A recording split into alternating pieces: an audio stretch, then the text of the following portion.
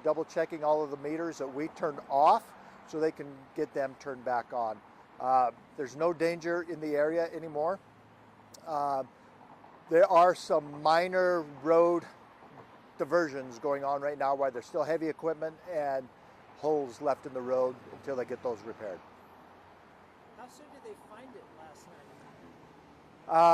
It was during the night. I don't know the exact time that they found it. It was possibly, 3-4 hours ago. They had to, of course, dig up the road. They did find a hole in one of the lines that was pretty close to where the fire was coming out of the road last night. As of the exact cause, what caused that hole and sparked the fire, we have not ascertained that as far as the fire department. We've turned that over to the utility companies to determine the cause. Chief, it sounds like all this went about as well as could be expected. Everything Yes. considered, all the moving parts you had, and all the people involved. It went really well. Luckily, it was a weekend or a Sunday evening. Not a lot of people were around. We were able to get the area blocked off, send out alerts through iPaws, and have the area evacuated. We did have an evacuation shelter set up at roughly 3800 South and Main Street at an LDS church, where there is probably 3 or 4 families that took part of that throughout the night. How dangerous can these situations be?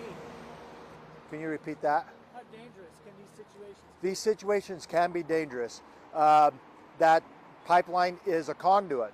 So even if there's gas escaping, there's dirt around that pipe, so there's void areas. That gas can travel along that conduit like water on your sprinkler pipe.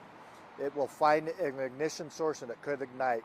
If it gets inside of a building and the gas builds up and then there is a spark, it can become explosive. We were not worried about that last night because the gas was venting and it was actively burning, so that was relieving a majority of the pressure. How comforting is it to know that you guys can do your work, get everything done, working with Enbridge, knowing that the Red Cross has everything dialed in. We were there last night. People of different cultures and languages showing up. They had it all squared away, dialed in, families taken care of. That was real comforting. We love the relationship we have with the American Red Cross, our CERT folks, and our emergency management.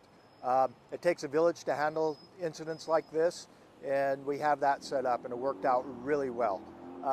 Like I mentioned, some people chose not to partake in the evacuation shelter. They had pets that aren't as friendly as some of the other pets, so that was a good choice on them.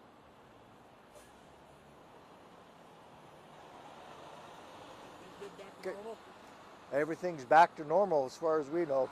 Minus the holes in the road? Besides the holes in the road. And those will get repaired shortly, I hope. And that's So, what right over here? correct. Correct. I don't know how many more holes they dug, but I'll go check it out here in just a few seconds. Okay. Thank you, Chief. You're right. Thank you Thank so you. much. I don't know whose is whose. I don't know either.